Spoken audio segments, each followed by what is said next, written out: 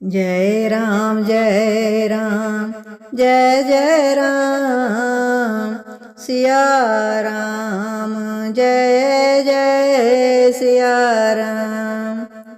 श्री तुलसीदास जी कहते हैं कि सीता जी ने श्री वाल्मीकि जी को इस प्रकार बताया, हे मुनि, मैं राजा जनक की पुत्री और श्री राम जी की पत्नी हूँ। ये जगत जानता है, मैं अपने त्यागे जाने का कारण कुछ नहीं जानती। ब्रह्मा की गति बड़ी प्रबल है। देवर लक्ष्मण मुझे यहाँ पहुँचा गए हैं, परंतु हे मुनिवर, मैं इसका कारण कुछ नहीं जानती। तब वाल्मीकि जी बोले, हे पुत्री, सुनो, तुम्हारे पिता मिथिलापति जनक मेरे परम शिष्य हैं। हे सुकुमारी, अब तुम चिंता ना करो, अंत में तुम्हें हितकारी श्री राम जी फिर मिलेंगे। आदर सहित सीता जी को पर्णकुटी में लाए और स्वयं स्नान करके सब स्थिति सुनी। मुनि ने बहुत भांति से धैर्य दिया। तब सीता जी ने गंगा जी में स्नान किया, फिर श्री रामचंद्र जी का स्मरण कर उनकी मूर्ति हृदय में धारण की। मुनि ने आशीर्वाद कहकर फल दिए। मुनि अनेक कथाएं कहते हैं और सीता जी के साथ पक्षी गण सुनते हैं। मन में बहुत से ज्ञान धारण करते हुए लक्ष्मण अयोध्या में आए। लक्ष्मण जी सीता जी को त्याग कर आए और व्याकुल होकर अपने भवन में गए।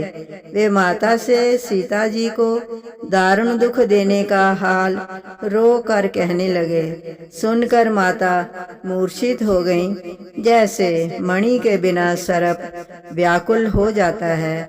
सब रो रो कर कहती हैं कि इस दारुण दुख को कौन सह सकता है। शोक सुनकर श्री राम जी लक्ष्मण जी सहित अपने भवन में गए और अपने ज्ञान से माताओं को समझाया। तब उनके हृदय पट खुल गए। जो जो वरदान माताओं ने चाहे वही करुणा सागर ने उनको दिए। तब उन्होंने योगाग्नि से शुद्ध करके अपने अपने शरीरों का त्याग दिया। योगाग्नि से शरीरों को भस्म कर सब पति धाम को गईं। तब श्री राम जी, भरत, लक्ष्मण और शत्रुघ्न जी शोक मगन हो गए।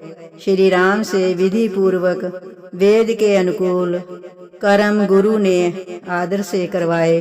अनेक प्रकार से दान दिया। ऐसा कवि जगत में कौन है जो उसका वर्णन कर पार पा सके। एक बार सुखदाई श्री राम जी गुरु के घर मंत्री और छोटे भाइयों के साथ गए। पृथ्वी पर मस्तक झुकाकर प्रणाम किया, श्रेष्ठ आशीर्वाद पाकर बैठ गए।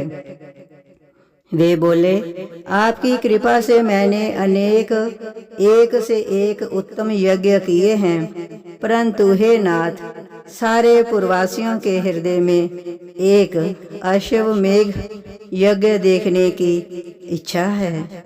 हे नाथ, आप यदि आज्ञा दें तो मैं आपके चरणों में मस्तक झुकाकर करूं।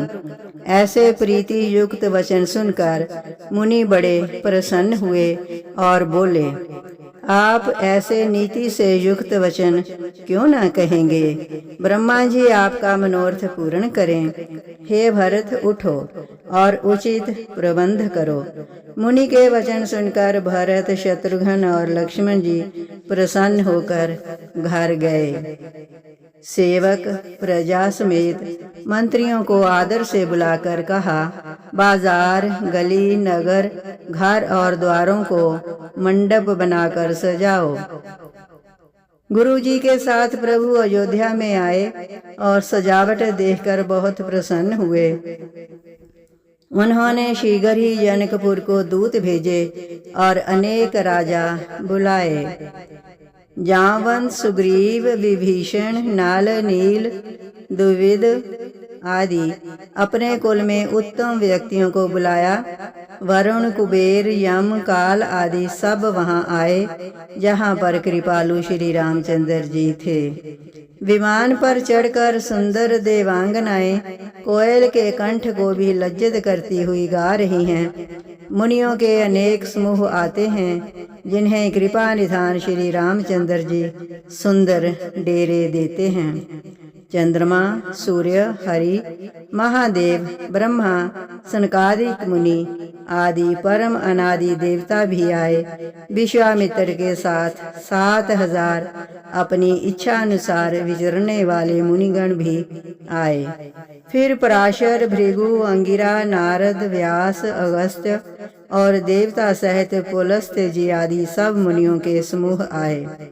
आगंतुकों ने यज्ञ का सुंदर और अनेक प्रकार से सुशोभित स्थान देखकर सुख पाया। जो दूत जनकपुर गए थे उन्हें देखकर जनकपुर वासियों को बड़ा सुख हुआ। दूतों ने द्वारपाल द्वारा ये खबर भेजी कि अयोध्या से पत्री आई है। अचानक ये सुन जनक जी उठ दौड़े। उनका मन शरीर पुलकित था तथा नेत्रों में जल छाया हुआ था। राजा के मन में जितना आनंद हुआ उसको सरस्वती और शेषनाग भी वर्णन नहीं कर सकते। शिथिल अंगों से महाराज द्वार पर आए और दूतों को देखकर बड़े सुखी हुए।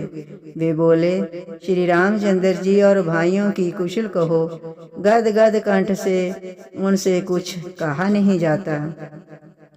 उस समय राजा का जैसा प्रेम था उसे कोई धैर्यवान ही नहीं कह सकता। तुलसीदास जी कहते हैं, उस समय मारे आनंद के गंभीर जय जयकार हुआ। राजा ने आदर सहित दूतों को बुलाकर सम्मान दिया। तब राजा मानो चारों पदार्थ पाकर गुरु के घर गए। राजा जनक ने सारी कथा सुनाई। तब शतानंद जी के मन में बड़ा आनंद हुआ। वे कहने लगे, हे राजन, चलें जाकर यज्ञ देखें। अपनी सारी सेना को जाकर सजाओ। प्रार्थना करके राजा राजमहल में आए और आदर सहित सेवकों को बुलाकर कहा, चतुरंगनी सेना सजाओ। सबको समझाकर वे गए। वे पत्रिका के साथ अंतःपुर में आए और उसे पढ़कर सबको सुनाया। मारे आनंद के सारे रनिवास ने ब्राह्मण को बुलाकर बहुत सा दान दिया। पत्री पढ़ते समय स्नेह हृदय में नहीं समाता। अपने दूतों को बुलाकर वह हंस कर बोले, नगर, ग्राम और घरों में मंगल सजाओ और अनेक प्रकार के बाजे बजाओ। इस प्रकार राजा जनक मुनि के सहित बाजे बजाकर चले और दूसरे दिन तीसरे पहर को अयोध्या नगरी के निकट पहुँचे। जय राम जय राम, जय जय राम, सिया राम जय